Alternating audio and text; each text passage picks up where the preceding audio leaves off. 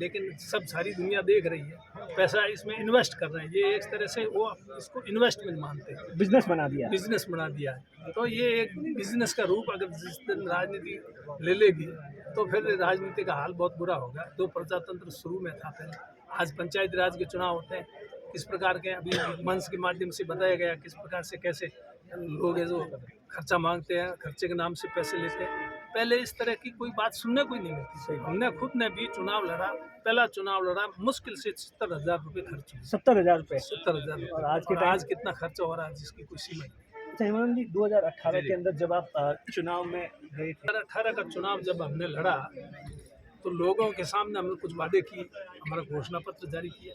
तो मुख्य रूप से जो हमारा घोषणा पत्र है उसकी पालना हो, उसमें जो किए गए वादे वो पूरे हों। उसमें से कुछ वादे पूरे हुए हैं, लेकिन कुछ महत्वपूर्ण वादे जो आम लोगों से जुड़े हुए हैं, जैसे ये संविदा पे लोग लगे हुए नियमितीकरण को लेकर नियमितीकरण का है, ये अभी तक मुद्दा जो है घोषणा पत्र में जो हमने रखा था उस पर कार्रवाई नहीं हुई।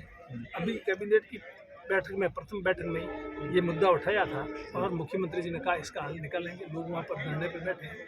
मैंने कहा बातचीत करके इनको जल्दी से जल्दी इनका धरना समाप्त करवाया जाए और अपना घोषणा पत्र में ये बात कही है, इसलिए इनकी कोई अलग से बात नहीं है। अपनी कही हुई बात को ये अपनी बात रख रहे हैं, इसलिए इनको ज़्यादा परेशानी नहीं है। जितना जल्दी हो इसको हल किया जाए, ये बात हमने वहाँ पर रखी मीटिंग में। आज इस समय खास करके रबी की सीज़न है, अब दिनों दिन सीज़न निकल रही है, एक दिन ही भारी पड़ता है। तो लोगों के डिमांड के पैसे जमा है, किसानों के कृषि कनेक्शन के लिए, उनको सामान नहीं मिल रहा है। अच्छा, ये बात भी कैबिनेट मीटिंग में मुख्यमंत्री के सामने रखी। मुख्यमंत्री ने निर्देश दिए कि जल्दी से जल्दी, क्योंकि मेरे पास एक किसान का फोन आया कि सारा काम हो गया है और सिर्फ तार जोड़ने हैं, वो विभाग वाले जोड़ नहीं रहे। अगर जोड़ रहे तो कल सुबह मेरी बारी है बिजली की, तो वो मेरे को एक बारी मिल जाए, मतलब एक बारी, एक टाइम 6 घंटा की बिजली भी वो चाहता है। अगर मुझे मिल जाए तो मैं मेरी फसल ठीक से उगा लूँगा।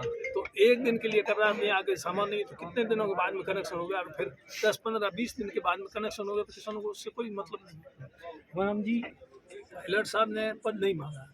पायलट साहब तो कांग्रेस की मजबूती के लिए काम कर रहे हैं। पहले भी, पिछली बार भी जब उनको प्रदेश अध्यक्ष बनाया था, उन्होंने जो मेहनत की वो आपके और हमारे सबके सामने। या बाड़मेर जिले में गांव-गांव, ढाणी-ढाणी वो घूमे, रात को एक चौटन में, एक ढाणी के अंदर रात को रुके, और फिर सांचौर के अंदर जो बाढ़ आई, 1 हफ्ता तक उस बाढ़ में वो दिन और रात लगे रहे।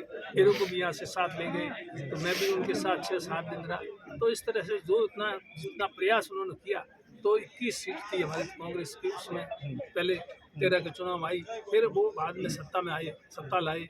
पर अब उनका जो उपयोग है वो हमारे हाईकमान को करना है कि उनका किस प्रकार से कैसे उपयोग किया जाए। उनका सही ढंग से उपयोग करेंगे तो राजस्थान में फिर कांग्रेस को मजबूती मिलेगी, और मजबूती मिलेगी तभी 2023 के चुनाव में हम फिर वापस आखिरी सवाल। बीजेपी आरएलपी के लोग भी करते हैं स्वागत। तो मंत्री सरकार में होता है वो सबका होता है, वो वैसे कांग्रेस पार्टी से सरकार कांग्रेस पार्टी की, पर बीजेपी हो चाहे आरएलपी हो चाहे कोई भी पार्टी हो, वो उम्मीद तो सरकार से ही रखते हैं। कामकाज तो जो सरकार में मंत्री उससे ही उम्मीद रखते हैं। तो उनको मेरे से उम्मीद है कि भी ये हमारे कामकाज में मदद करेंगे, और ये मेरा फर्ज और धर्म भी बनता है कि मैं चाहे कोई भी किसी भी पार्टी में है, उसका जायज़ और वाजिब काम है तो उसको मैं करूँ। ये अभी नहीं, जब से 80 से मैं विधायक हूँ, मैंने कभी ये भेदभाव नहीं किया किसी के साथ, किसने मुझे वोट दिया किसने नहीं दिया। जो सही और वाजिब काम है वो वोट नहीं दिया उसका भी होगा, और अगर सही काम वाजिब काम नहीं है तो वोट दिया उसका भी नहीं होगा।